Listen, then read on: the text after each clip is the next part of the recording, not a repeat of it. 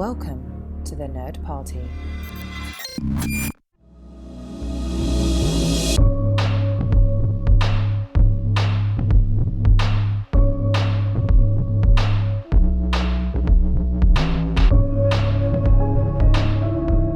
Hello, everybody at home, and welcome to House of Cameron, the section of Houselights where we explore every single Cameron film that he has directed from start to finish. I am your co-host, Tristan Riddell, and with me, as always, is Darren Moser. Darren, how are you doing? Doing well. I had to go through 5 levels of security to get down here, but every time I see that Omega Sector mural, it makes it worth it. So worth it. Last line of defense, guys. I was always fascinated by that as a kid. Oh, I was like, so I would bad. always ask my dad, I'm just like, well, what does that mean? Are they CIA? And he's like, there's something different. I'm like, oh. And with us, as always, is John Mills. John, how are you doing? I've had enough. I'm sick of being in the van. I'm not in the van. I get to tango next time. I'm not going to be in the van next time. You're going to be in the van. When I watch this, I feel like you connect with that character without even. Very much. You and I It's haven't so talked good. about this movie yet. Yeah. But I feel like you would connect with Tom Arnold's character a great deal. Yeah. Oh, very much. Very much. He was an absolute delight. He's I so don't want funny. to tip my hand, though. Yes. He was an absolute delight in this film. Well, for those of you who might have us on cue and didn't download us specifically, we're talking about True Lies from 1994. This is a James Cameron film that is kind of different from his filmography. You know, like especially his previous movies before this hit in 1994. And at the time was the most expensive film ever made. How insane is that? He beat T2.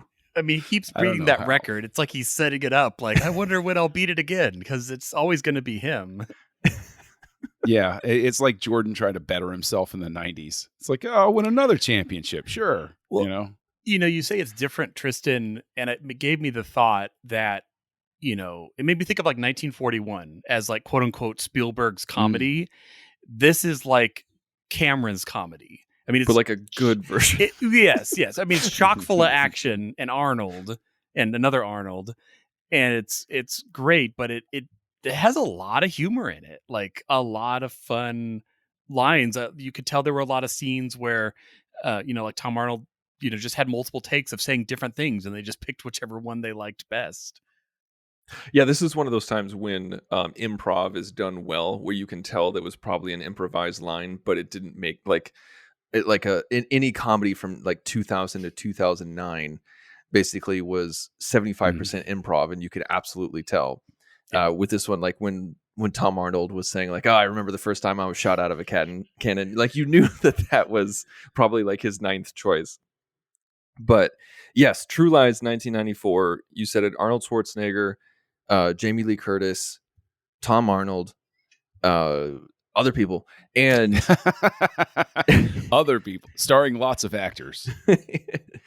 And this was, you know what? If I start now, I'm not going to be able to stop. So I'm going to ask you guys, Darren, where did you first see this film? Because I love asking this question. Where did you first see it, and what were you thinking after you saw it? Well, it definitely wasn't in theaters. We're still not caught up to me in that. But again, to sound like a broken record, but this was definitely another blockbuster catch. I mean, it's again got that striking cover with the giant Arnold's face and the grenade with the earring in the pin, and it was an engagement. It was a wedding ring. Oh yeah, the ring. Yeah, and you're thinking like True Lies. What? Like the title itself is a conundrum. Like, what is this about? Like, I'm going off of nothing because it's this, the title doesn't really tell you anything. But just remember renting it and bringing it home, and it's a lot of fun. It's a really fun movie. But yeah, so again, just eventually we'll get to just movies Darren sees in theaters. But for now, Blockbuster is still king in 1994. Well, we only got 2 left after this, so we better catch up pretty quick. I'm pretty sure it was a law to see Titanic in the theaters. So yes, I did see Titanic in the theaters. There you go. So we're good. I was still too young to see it in theaters. So, John, to see Titanic in theaters? Yeah, it came out in We'll say 97. no. I'll make fun of you for that next time. I was 11. Go on. All right. John, where did you see it? How did you feel after you saw it? How did you? Okay. Yeah, enlighten us here. Once again, Resident Old Man. Of course, it's a James Cameron movie with Arnold Schwarzenegger, and it's 1994. All of my friends, we were like all in, pushed all of the chips in. We saw this opening weekend. Absolutely, there was no question that was going to happen. And we all loved it. We were delighted by it. And Tom Arnold was the big breakout star. Nobody could avoid talking about what a surprise Tom Arnold was, because by this point, he was a joke. People didn't He's on take Roseanne him seriously. Right. I mean, that's it. Because he was Roseanne's husband. Yeah. And it's like, yeah, okay, whatever, buddy. And then he shows up in this movie and it's like, oh, wow, he's actually funny. And people liked his performance. And so he actually wound up stealing the show to a large extent for a lot of people. And of course, everybody also talked about the hotel scene where she dances for Arnold, where it was like, wow, Jamie Lee Curtis. And of course, behind the scenes, a lot of stuff gets shattered with that afterward. But like everybody loved it and came out of it. Everybody was really happy with it. That's my recollection for it. And I always had a very fond recollection of it, mainly because of Tom Arnold. I revisited it in years since, and I haven't been as nuts for it. But, the things it does well, it does really, really well. And, it's worth watching just for those things, if nothing else. I mean, Bill Paxton, everybody loved Bill Paxton's part. He was a crowd pleaser. Absolutely. So, Tristan, was it on television for you or peering through a neighbor's fence while they watched it in their living room? No, this was one that was a lot like the Abyss, where my dad just loved this film. I think he saw it in theater with my mom, and they came home and they both loved it. They're just like, this is an amazing film. We're going to get this on VHS as soon as it comes out. And we did. And we watched it basically on loop. Like, this was a family favorite. Like, we got together and watched this constantly. And it was, like, there was a few things that, Dad would fast forward. Where are we fast forwarding? Because yeah. There's the typical Riddell cut being 25 minutes shorter. Yeah, exactly. Like this, this was a David Riddell cut, just like 1989, a Batman 1989. He would always. It was really funny because like when you're an adult and you pop it in, you're just like, oh, like that scene exists. That's interesting. Like he would always fast forward when the main bad guy would slap Tia Carrere around, and right, and Art Malik. Art Malik, thank you. I always want to call him Ari, but it's Art Malik. Thank you. And also, he's slapping Juno around. Yeah, when he's slapping, like Juno Skinner, and the scene when he throws the torture device through the guy's eye, and then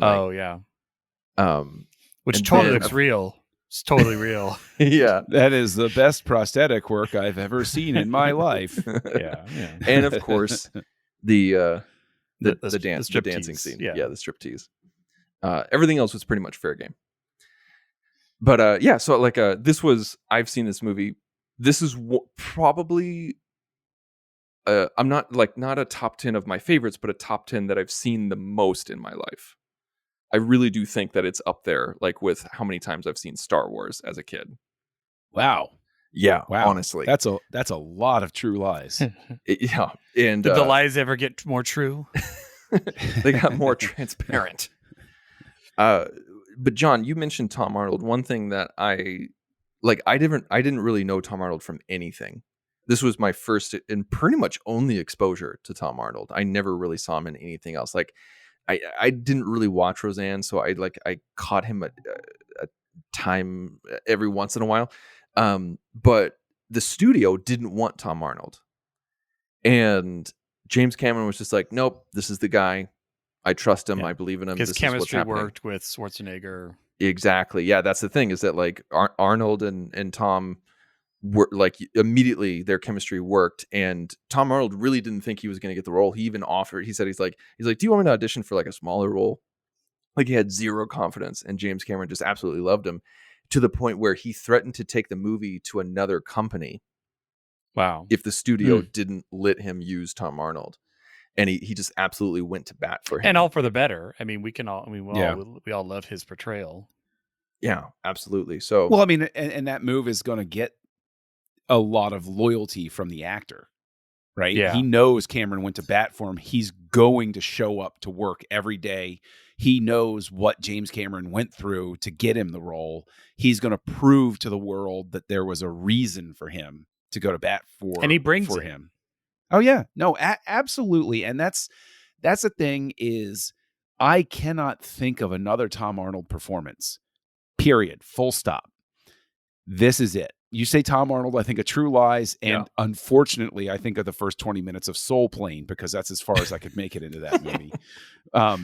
But you know, I mean, this is it. He was in other stuff, but gosh, I can't remember what it was. You know, like, and it's really fascinating because everybody came out of this thinking Tom Arnold was going to be the big breakout star. He was going to take Hollywood by storm. He had such an incredible, note on his resume now, and it never seemed to materialize. I've always wondered about that, whether it was his, some people have a predilection towards self-sabotage, or whether it was just bad advice that he got along the way. Well, there's a lot of behind the scenes stuff, like personal stuff that's gone on, personality stuff that's gone on. Oh, sure. And I think that's definitely hindered his career. I definitely don't think it's because he's not talented. I think it's mainly of personality and life choices that he's made that has hurt his career. But speaking of life choices, he married Roseanne Barr, and then while they were filming True Lies, he was divorcing Roseanne Barr. And he was complaining to James Cameron one day and said, like, she took everything. She took out the ice cube trays from the freezer. What kind of person does that? James Cameron thought that was so hilarious. He's like, you got to say that on camera. Yeah. Yep. And it works. It works. It absolutely works. Absolutely works. And it's, I mean, the thing is, that's Cameron's judgment too, right? Like, how many directors would listen with a sympathetic ear and say, oh my gosh, do you need to take a day off? Do we need to rearrange the shooting schedule? And instead Cameron says, oh no, that's gold. You Put use that in your the script. pain.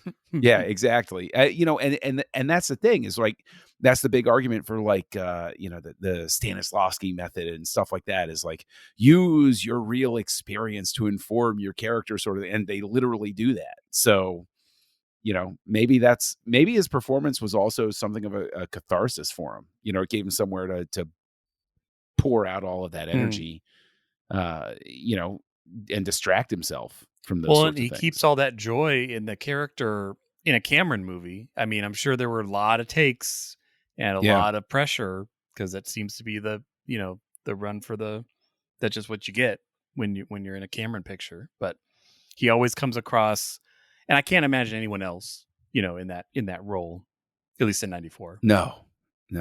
So while we're talking about Tom Arnold, what's your favorite Tom Arnold moment? Like, oh my gosh, man, I'm trying to think. That is a very different. Yeah, wow. I'll start off. I'll give you guys a moment to think. For me, I don't know why. Like, when he's trying to get Bill Paxton to go away, and he just goes, "Get lost, dipshit," and then he starts shooting the ground with his gun. I mean, I know there's better ones, but I always think of just the finale, the very end, where he's on the comm and the credits are rolling, and he just keeps talking through so much of the credits, and he's just like, okay, guys, no one's listening to me. Okay, life or death. Hey, get back on it. And then it cuts to him like, I'm tired of sitting in the van. I'm not going to be in the van anymore. But I mean, I know there's better one-liners, but the fact that they're like, let's just have him keep talking through the closing credits, it's hilarious. It's hard to pick a single moment, because all of his moments are so good, and I want to pick a different one just to be different about it, right? Just to give a full spread. So I'll go ahead and I'll pick the take where he's talking about how his ex-wife treated him, sort of thing. So I'll go with that. But, like, seriously, I think what really works with Arnold is that his moments are chosen well. It's not this guy's really funny. We're going to put him in as much as the movie as possible. Cameron exhibits a wisdom here not to overplay his hand with Tom Arnold, and keeps him in it just enough to go along. I mean, I love his Eddie Haskell routine with Helen. You know, when he's with Helen early in the movie, and so, you know, like he's helping keep up the act sort of thing. And that, you know, that because he comes across as that phony coworker perfectly, that, Right. you know, you can tell that Helen is only friendly to him because he works with, and it's just like, you know, okay, yeah, you haven't done anything specifically offensive, but I don't want you in my house right now. He gives off that perfect energy. I think if I had to pick one line, it's in the beginning where they're I forget his name, but the tech guy is transferring the files, and he's getting really into it. He's like, yeah, like I'm going up your skirt and I'm going for it. And then he just kind of covers his face like, just come and get the files. And it's just, it's because he like, it's not that he's breaking character, but he's like, he's not funny character anymore for a moment. He's really he's frustrated, and it's just hilarious because he snaps out of it for a second. Oh man, this reminds me. Like, I know that we're gushing about Tom Arnold right now, and I promise we're going to be talking about more. But are there other actors in this movie? I mean, that's why I said there's other people. Who knows who they are? But this is completely entered my lexicon, and I think about it all the time and say it often. When like somebody says what they're going to do, I'm like, ballsy, stupid, but ballsy. Yes, I'm going to walk out the front door. Yep. Here's my invitation. Okay, I think that's a Yep. good segue into Arnold. Mm-hmm. Arnold Schwarzenegger. We've been talking about Tom Arnold. Oh, Arnold Schwarzenegger. He's coming off a disastrous performance in the box office with Last Action Hero, which was an action comedy. Mm-hmm. but wasn't funny. You know, No, like I liked it as a kid. I'm sure I wouldn't like it as an adult. I haven't seen it since I became an adult. But you know, having back-to-back action comedies. Now, obviously, we know that Schwarzenegger can do action. We know he can do comedy. But it was an interesting choice to do these back-to-back. Now, this movie was Arnold Schwarzenegger's idea. Like, he saw the original French film, and he went to James Cameron and said, we should do this. Like, I want to do this. Like, I really like this character. I've always wanted to do something where, like, what if James Bond had to go home and answer to his wife? Mm-hmm. And I love that this was his idea because he's perfect for it. Even though, like, you know, I don't think secret agent when I think Arnold Schwarzenegger. You think like he kind of stands out in the crowd just a little. Yeah, I mean, he's a blunt instrument. He's not a scalpel like James Bond is. And so, but he absolutely makes it work. And the comedy, like, he has the comedic chops, but he can also, you know, rip your head open. And it's just it was probably, I think I read that he signed on for it before Last Action Hero was released. So obviously he didn't think that Last Action Hero was going to be a bomb. Otherwise he wouldn't have done it. But he's just like, oh wait, you know, like I should totally do a Cameron film. You know, like the previous two did pretty well. So how did you guys think about it? John, I'm going to go with you first. How do you think Arnold Schwarzenegger did with being the secret agent but family man? How do you think his performance went? Well, I mean, it's sort of the absurdity of playing against type works in his favor. I remember an interview at the time where people were talking with Cameron about it, and I'm pretty sure I'm getting the quote very close to right, where he said the camera just loves Arnold. He's like, Arnold just, the camera loves him, and I can do whatever I want with him because he can look a certain way, and I know that it's going to play really well with an audience. And I think that there's an aspect here where Last Action Hero, like the backstory of that, of why it was such a disaster, is fascinating in and of itself, and is such a classic example of why studio involvement can go sideways, and competition and all of those sorts of things. And it shouldn't have been as bad as it was, and all of that type of stuff. But this here, I really think what works in Arnold's favor is the fact that there is an element of comedy with his roles by this point to begin with, in that he has the catchphrases already. He has, I mean, it's not just the Cameron movies. Like he was in Raw Deal. He was in, oh my God, now I'm stuck on Raw Deal and I don't want to talk about it a whole lot. But like he was in these movies that played a little more into sort of the absurdity of Kindergarten everything. Cop came out in 1990. Sure, there's Kindergarten Cop, but there's Raw Deal. There's Commando, which is just an insane, like you want to talk about sort of like a nutty, just over the Schwarzenegger top performance. Yeah. So I think what it is Arnold has so much goodwill coming into this. It is in a lot of ways like Bryan Cranston coming into Breaking Bad. You're transferring the goodwill of his performance of Malcolm in the Middle to a different type of role. And I think Arnold, yeah, right. And audiences, like we considered Last Action Hero to sort of be an anomaly. Like it was like, okay, something went wrong, but we didn't blame Arnold Schwarzenegger for that. We blamed everything but him for that. And so we transfer over all of the goodwill he's built up and we say, okay, let's see you be silly. And it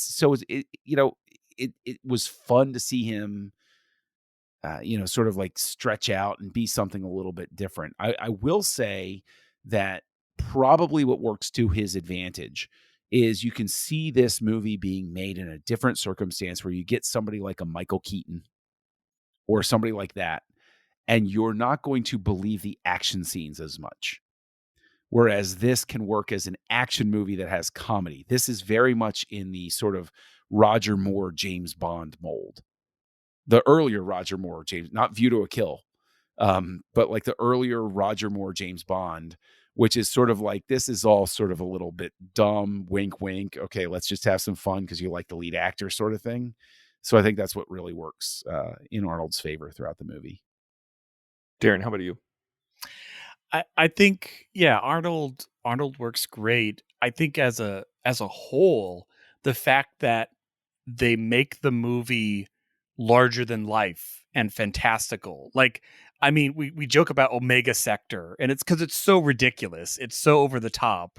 It's not like this isn't real. I mean, Charlton Heston is like a Nick Fury clone, and it's just his delivering his lines just way over the top. But it works because you have these giant explosions and you have this crazy scenario, but it works because we pushed past like the realism aspect. And there are a few moments where I think for me, for Arnold, not that it doesn't work, but I'm thinking of like the first time he comes home from the big mission and he gets in bed and Jamie Lee Curtis like kind of rolls over and puts her arm on him and she like barely goes halfway over his torso.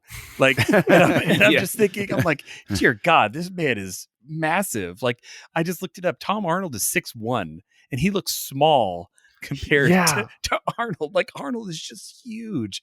And so, but it's funny how much they drill in the man just going to the office with him. I mean, he's got the shirts and the suspenders and they're just, but then once they get there, it's like Omega Sector, Black Ops, craziness. And he fits perfectly in that world.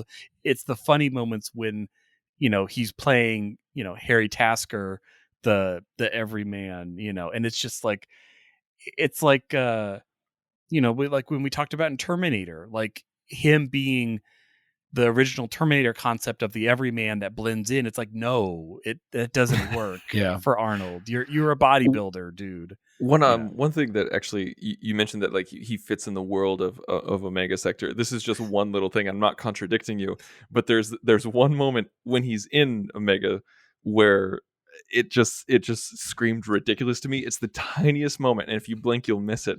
It's just him standing in front of a computer. And like he's basically just using two fingers to type, and you don't even know what he's exactly doing. That like Cameron's just like, oh, Arnold, just stand here and use the computer. Okay, right. It's like he's just hunting pecking. It just felt so out of place. It just that Arnold's probably never touched a computer in his life, but he has assistants do that for him. Exactly. Yeah, I will say. just for, I don't know that I've shared this story too much, but I did actually meet Arnold Schwarzenegger personal and wait on him one time back when I worked in a toy store in Potomac, Maryland. Was he looking for a Turbo Man? He was looking for a chess set for his son. Oh, okay. And I was so starstruck that I basically shut down. Absolutely couldn't function. And he was like, "Can I open this up and look at it?" And our store policy is like, "No, you open it up, you bought it." He's like, "Can I open this up?" I'm like, "Yes, sure." Yes, Mr. Whatever Arnold you want. Schwarzenegger. Whatever You're you gonna want, say Mr. no Arnold to the Schwarzenegger. Terminator? I was like, "Would you like a baseball bat? Would you like to wreck this?" I don't care. That's fine. And I absolutely went nuts. I made a complete ass of myself.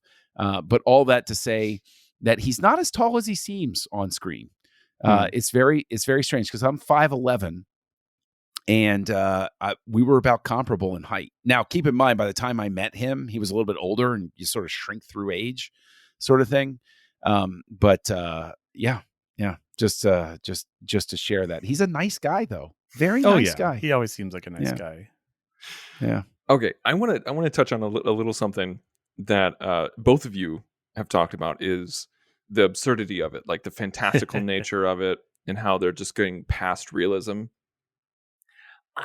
I want to discuss this because I feel like back in 1994, we're like, okay, this goes past realism. This is fantastical and everything like that.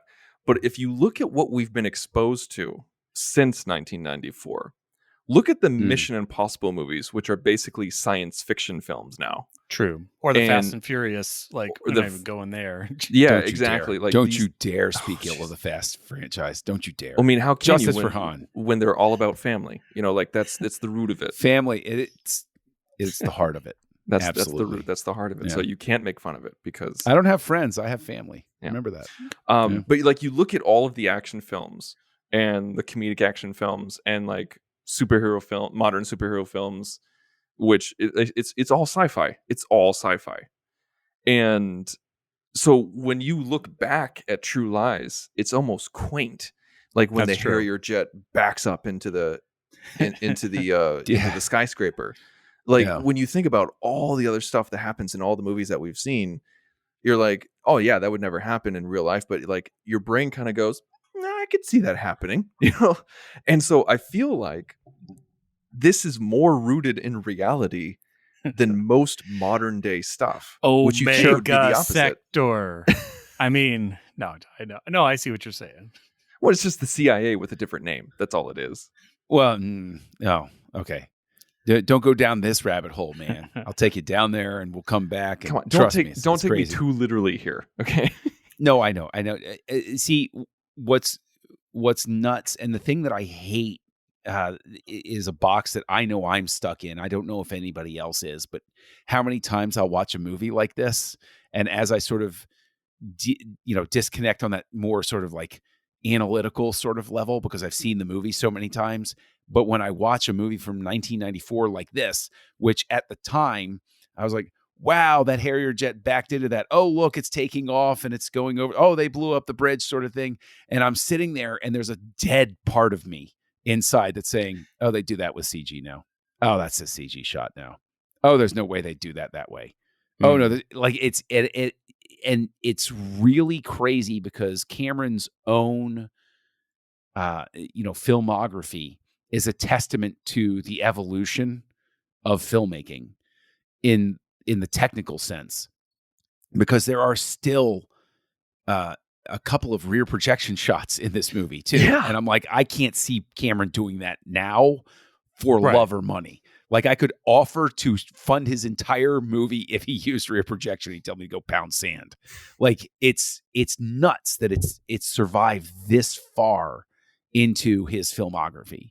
And yes, it's amazing that it's survived this far into his filmography. And I don't know if we've seen, like, this is sort of a breaking point from my perspective for Cameron. Because after this comes Titanic, as we all know. This is the last time I think we see a but a more relaxed Cameron, somebody who's willing to be a little bit looser, a little bit zanier, a little bit less planned. Like we're talking about Tom Arnold. I don't see an actor or actress getting the opportunity to freestyle in any sense in a Cameron movie now.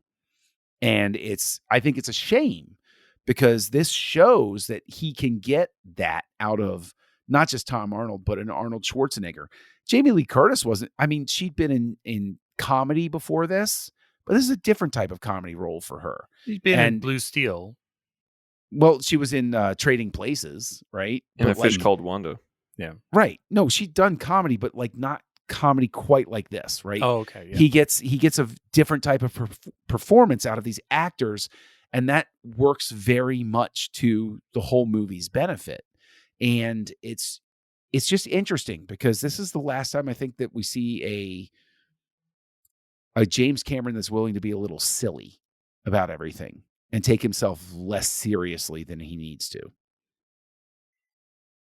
Yeah, I can see that, and I think like he purposely made this film for that reason, like to relax and to kind of wind down. Like he wanted to do something that was lighthearted, that had a comedic take, that wasn't as dark and gritty as the previous films that he's made, like Abyss and Terminator 2 Judgment and Day. Yeah. Judgment, something that has Judgment Day in the title. Yeah.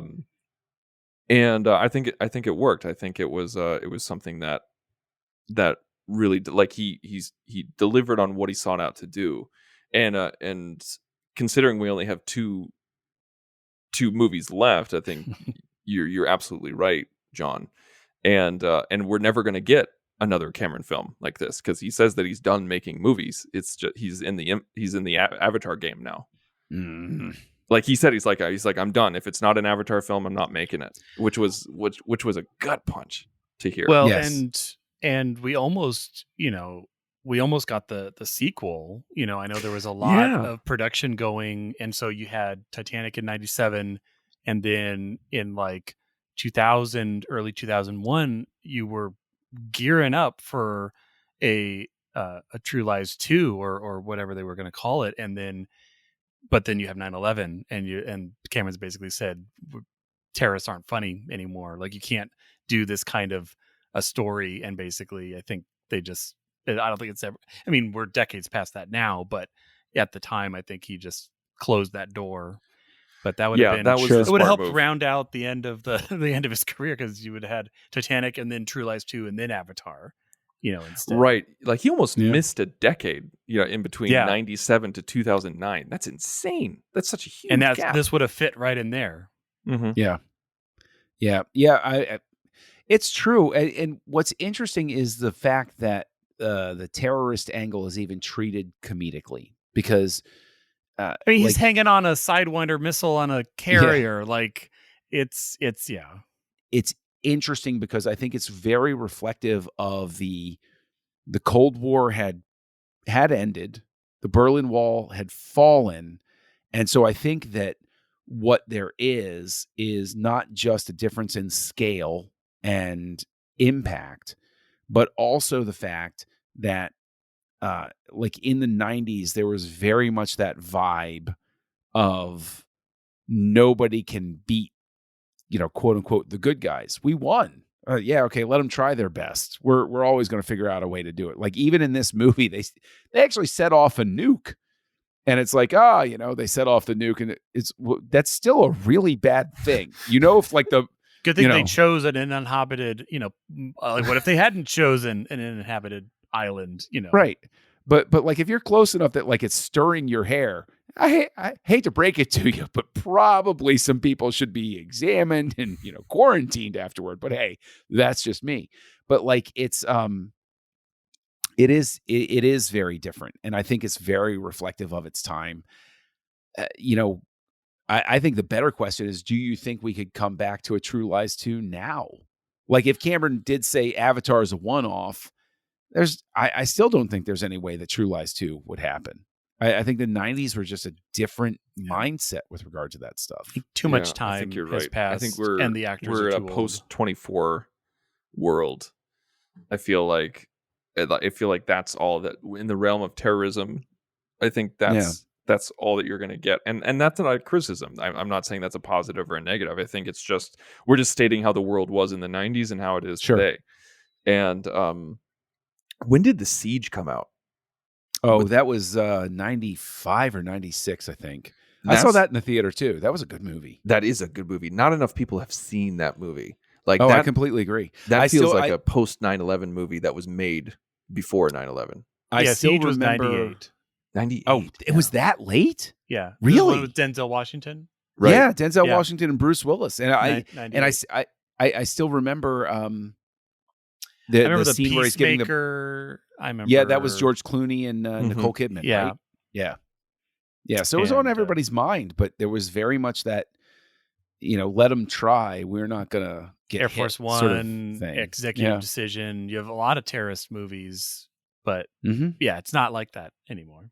No. I feel like the turn, like the reason why I bring up The Siege is because I feel like that was starting the turn, where it was just like, I was like, no, this isn't an action film. Like there was action in The Siege, but it was much more of a reflective film of like how our culture would react in that kind of scenario. And then when 2001 hit, it's just like, oh, okay, that is how we would react. And True Lies does not exist today. I think it does not. Even if they wanted to make a second one and completely change the tone, it just doesn't exist. So let me ask the two of you, like, when you come at it, do you think that audiences, let's say somebody has never seen True Lies and you show it to them now, do you think that they react to it as warmly? Like, we undoubtedly bring in that baggage because we saw it at the time. Yeah. Do you think you sit down, let's say a teenager now, and you show this movie to them, do you think they go along with it? Or do you think they say, that's not funny? Why would you make fun of that? Why would you make jokes about terrorism? I have no idea. I have zero clue. I wish I had a snappier or a more insightful answer, but I do not know. I don't know any teenagers, and I couldn't tell you what they think or what pisses them off. But I feel like most things do. So yeah, I honestly couldn't. I feel like this is one of those things just for the I mean, even when it came out in 1994, James Cameron got heat for his portrayal of Middle Eastern people. And James Cameron's excuse was, he's like, I just needed a stand-in bad guy. Yeah. It's like, it could have been Irish, it could have been anything. It's like, I didn't do the IRA because he's like, I didn't do the IRA because Blown Away just came out. And and so I think in his mind he actually believed that. But today, I mean, it's just it's interesting. Like I keep coming back to 24, but like with 24, like you had the bad guys who were from the Middle East, and then you had that happen for a couple seasons, and then more and more people, they started getting more and more heat from people saying like, you got to stop making Middle Eastern people the bad guys every single time. And so whenever they did make the Middle Eastern people the bad guys, you like in 24 there was always like 3 layers of people. Like you had the peons who did the damage, and then the people who hired the peons, and then the people who hired the peons, and like you have Middle Eastern people kind of in the middle, and then you'd have like the domineering Eastern European guys up top, and those are fair game. You can make fun of those people as much as you want, and it's just I feel like this movie would not get released today because you're making light of terrorism, you're showing Middle Eastern people in a negative light. And I think I feel like everything that happened in 94 would just be amplified by 3 today, because like all of those things did like even Jamie Lee Curtis like dancing around in her underwear, they people didn't like that because XYZ. So yeah, all of that would happen today. See, I was so oblivious to any criticism of the movie at the time. I don't know if it was because I wasn't plugged into it, or if I didn't care, or a combination of both. But it's one of those things where it's interesting because this might be a controversial take, but like if people are constantly thinking about what plays, like that's how you get those milquetoast, studio movies that nobody likes, where they're like, oh, this is so bland, right? Like Cameron needed the freedom to take a couple of risks in order to inform what the movie became. And it's one of those things where I'd rather sit there and debate whether he made the right choices than, pre-quarterback it and put restrictions on him, as it were. That's just sort of like the mindset I come from. And it's like, if there were criticisms at the time, I can promise you that at least in my part of the world, in my circles I ran in and stuff like that, they were not at all, they weren't penetrating. They weren't really hitting. Yeah. Like it was years later where I finally, saw that people might have had a problem with the Jamie Lee Curtis scene in the hotel room. I was like, oh, really? Oh, okay. I mean, sure, I can see what you're saying. But like at the time, in the groups I ran with, nobody saw it was a silly sort of scene, and we laughed at Arnold's reaction to it, and that he had the recorder in his hand and it dropped. Yeah. And it dropped out and stuff like that. And apparently that just happened. Like he dropped the tape, and oh, really? Cameron was just like, oh no, yeah, do that again. And and also like when she fell, like that was intended. Like there's a rumor going around that it wasn't intended that but they're like, no, like they rehearsed that, and she rehearsed slipping and falling, but they didn't tell Schwarzenegger that she was going to fall. So when he jumps up, starts to break character. To break character. That's actually real. Like he's just like, oh God.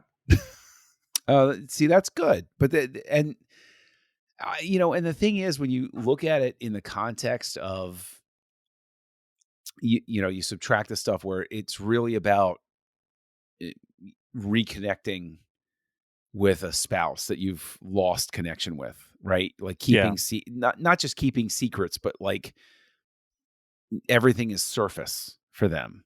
There's no sort of like real deep introspection or connection or anything like that. They're just going through their lives, and they happen to be married. Like, the sort of the metaphor works well, I guess you could say.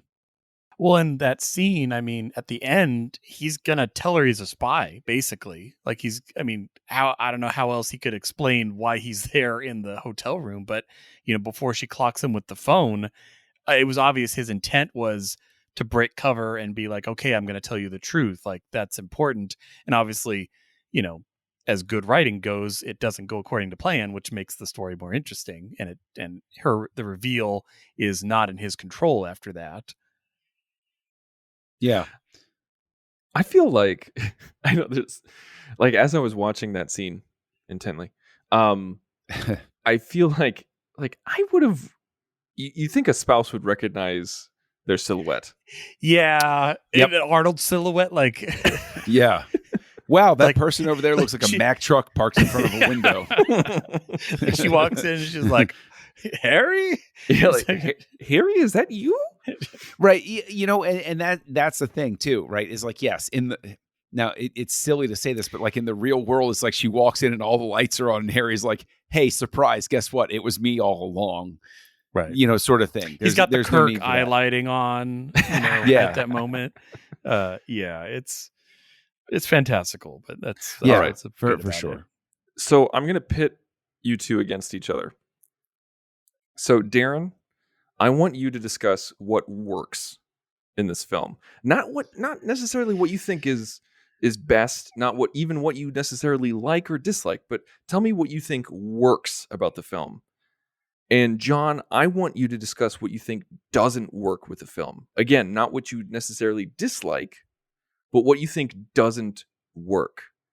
And Darren, I think you have the easier job. So I'm going to let you go first while John thinks about it. I mean, I would say Jamie Lee Curtis's portrayal as Helen Tasker works, like as a non-government official woman who's just thrown into this world. I mean, the way they portray it, I mean, she drops like the machine gun and it like ends up killing everybody and all the, it's funny, but they don't Rambo her, too quick or, not to the very last, even in the very last scene of the movie. But I think her portrayal as just an American housewife who's caught up in this crazy adventure works. I think the villain's plan works. It's a smart plan, smuggling in the nukes, and they don't account for low batteries, but besides that, but it's not a bad plan. It's not overly complicated for what we hear of it, so I think that works well. I also think Harry Tasker's thinking it's all working kind of works, as far as like, I got this dual life and I'm good at it, until he runs into the fact that his daughter's stealing and his wife's miserable and all of that stuff. So that comes across, like, a lot of that stuff in that first third of the movie, that works really well. Not that other parts don't, but it's harder to make that distinction between good and works in the latter part of the film. I mean, you have fantastical events like riding horses up elevators and crazy things that are fun and great moments. I mean, I love like the Terminator vibes we get in the bathroom with like the trench coat. Like it's very T1. But yeah, I'd start with that, with things that work. Very cool. Very cool. I actually stayed at that hotel with the elevators and everything like that. That was Did when you I ride walked a in, horse? I wanted to so bad. How I was like, visiting I made DC? That joke. Was it fun? Hashtag it's not in DC. It's not in DC. I made that joke constantly with my coworkers, and none of them saw True Lies. And it's just like, all of this is wasted on you. Wasted. How could you do that? Why would you run towards the end? You're not going to make that jump. Oh my gosh. That's one of my least favorite parts of the movie, when he thinks that he's going to make it with that horse. And it's like, well, no, like even in that world, even in that fantastical world, what drug was he on that he thought that he could make that? Even in the shot of the bike, you can kind of see it, like he's flying and they kind of like they push it along a little bit. it's like your trajectory is not quite realistic there. Yeah, make him smaller, a little faster. It's Homer Simpson going over Springfield Gorge on a skateboard. Yeah, pretty much. All right, yeah, John. Okay. Tell me what you think doesn't work. Okay, first and foremost, because you mentioned the hotel and the bathroom scene, I'll throw out there, no bathroom is that clean in a no public restroom. Would I touch the floor? Like, he's dead of hepatitis, the next day. I think that the ending is a bit clunky. I think that the biggest thing I can say that doesn't work, and it is the biggest thing, is Cameron is not native to comedy. And the first rule of comedy, and I will never forget being taught this lesson many, many years ago. The first rule of comedy is keep it short, stupid. And this movie is too long. Mm-hmm. This movie, and I'll take, for instance, the scene where Helen drops the gun and it goes down the steps and it's killing everyone. That right there is a model in keep it short. Because it's like, oh, it's killing everybody. Oh, it's still killing everybody. and it's going. It's like they slow all mo right it. Then. Yeah. And now we're very slowly watching it fall and we're done. Like it's the bridge scene is another one where it goes on, where the driver's been shot and Tia Carrere is, fighting, cat fight going on and everything like that. And it's one of those things where it's like, this could be tighter. And so I think that doesn't work particularly well. The daughter subplot is cute, but then I very much get the sense that what happens at the end is because they don't know how to wrap that one up. And so it's I mean, the bring her movie in. basically ends with the nuke going off. Like Yeah. you almost feel like credits are about to roll, and they're like, "Oh, actually, we got an extra, act." Oh, Right. okay, here we go. Right. And it gets that. The first time I saw it in the movie theater, people didn't really complain about the length or anything that I'm saying right now. Everybody was so blown away by Tom Arnold. And I think that Tom Arnold, for that first viewing, it's just that bang. It's like, I didn't expect him to be that way. That is so cool. And then the second viewing, it's like, oh, that's right. I love Tom Arnold. And then the third viewing, it's like, this movie could be a little bit shorter. And I just think that's its biggest sin, is that Cameron should have gotten another set of eyes on it who was more suited to comedy, so that they John, could you'll find this interesting. He like the script was written, and he had like he really liked the script, and he's like, but we need to punch up the comedy. He hired 3 people who had experience writing comedy, and they punched up the script. And he goes, you guys don't know what's funny. And then he rewrote the script. He said, he's like, I'll have to do it now. I think he kept like 2 of their jokes. And all the other ones he wrote. That and one of them was "You're fired." Not counting Tom Arnold's improv, obviously. Yeah. That definitely seems in line with Cameron as a director. He seems to be a bit of a control freak. And also that line, "You're fired." Like you said, Darren, I hate that line. I hate it so much because it's like, I always think of there's a Family Guy where Peter Griffin, does something and he goes, "It's been revoked." And it's like, it's a callback to Lethal Weapon 2, but it has nothing to do with what just happened.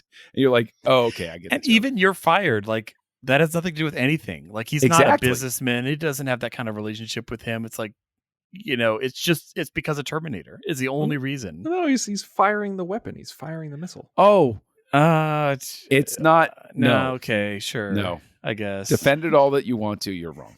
No, it didn't bother me. I was. It should have. Okay. That's what I'm saying. And no, it's. I mean, like I said, first time you watch it, it's like, this is great, and then it just sort of wears on you over time. I get that. It's a 5-act structure that should have been a 3-act structure. I think that would have worked a lot better. I'm with you on that one, John. All right. Well, I think I feel like there's so much more we could talk about, but we're getting real close to the 1 hour mark. And so I want to start talking about ratings. I want to talk about what we thought of it collectively. And I feel like, we all really enjoyed it, but at the same time, like John, you gave very cogent answers about what you think didn't work, and obviously that's going to knock some stars off. And so, John, I want to start with you. So, with that, like, what are you rating this film? Like a half star? Like a 1? Now, I just want to say that I'm thrilled that for once somebody referred to my criticisms as cogent. I feel like I've graduated to a different level right now. Like, this is the first time in history. Are you going to rate the happened. movie on one hand and Tom Arnold on the other hand? Because you can't separate the two. You have to do it together. Now, see, that's not fair. 5 I didn't ice agree trays. to that coming into that. Right? I did not agree to that. I will say that this time around, I enjoyed it a little bit more than the last time I watched it. So it's a solid 3. I don't think it's great shakes. It's not something I'm going around telling people they have to see, but I don't dislike it. I think it's cute, and I'll probably watch it again at some point in the future, when some time has passed. But I do. I think it's a solid 3, and I think a lot of that 3 is powered by Tom Arnold. And I think that Arnold Schwarzenegger benefits from that, and any scene where it's not Arnold and Arnold could have used more Arnold and Arnold in it, sort of thing. So are you saying Tom Arnold should have shown up in the hotel room?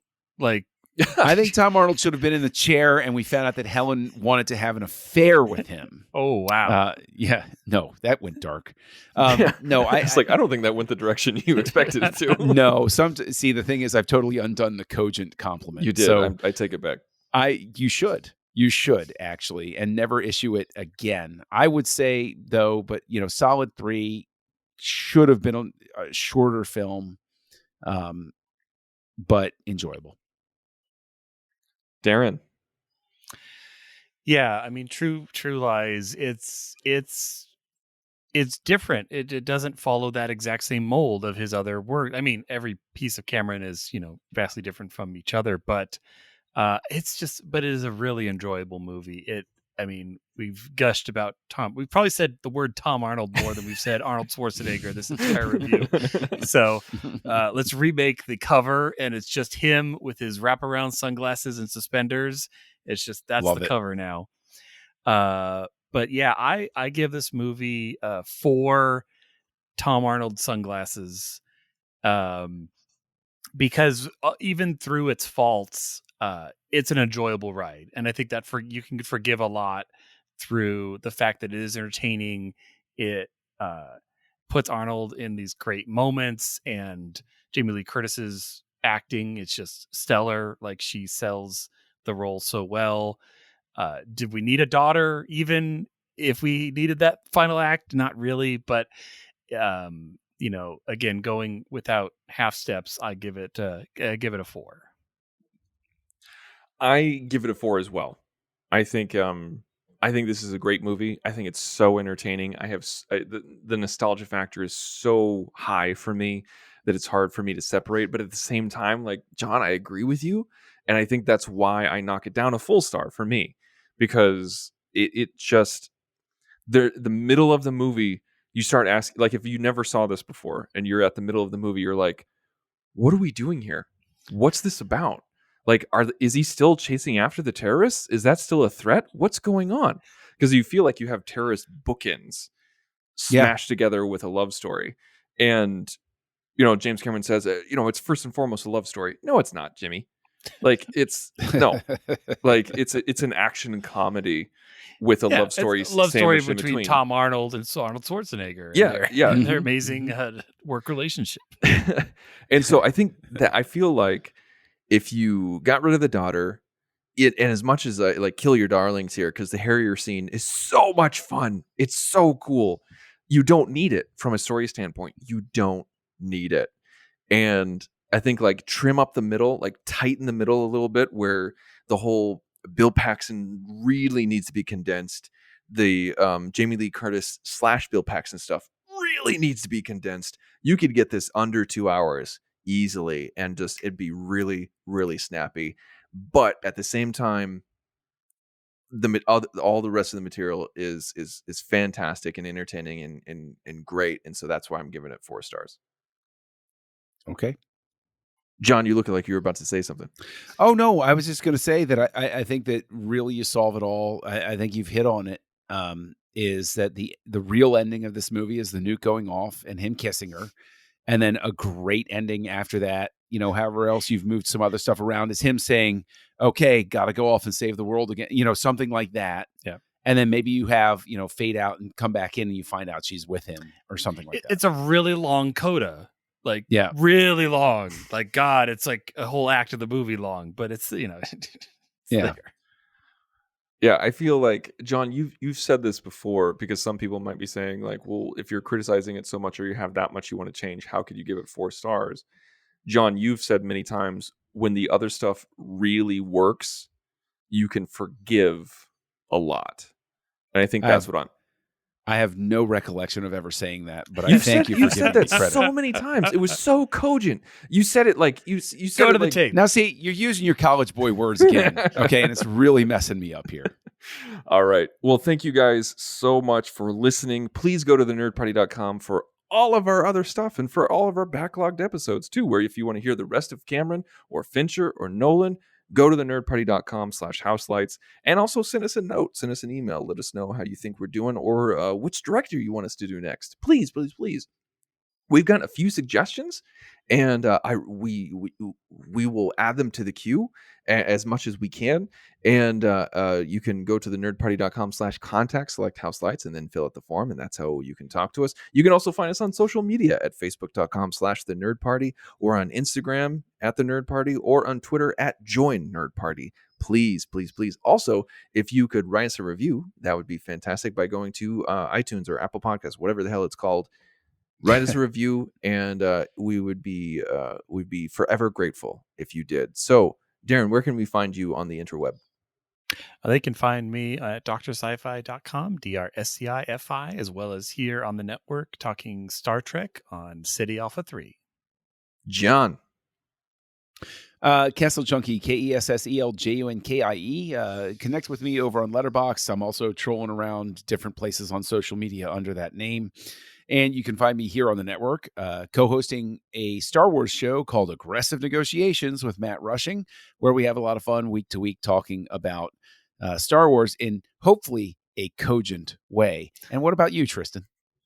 Well, you can find me on Twitter and Letterboxd at The Insane Robin, as well as tons of other archive shows that I've done at thenerdparty.com. Just go ahead and search my name or click hosts and then click my smiling face, and you'll find all of the related material there. So please tune in next week where we're going to be talking about, like, you thought True Lies was long. This is double VHS time. You got 2 VHS tapes coming at you next week with Titanic. Join the revolution. Join the Nerd Party.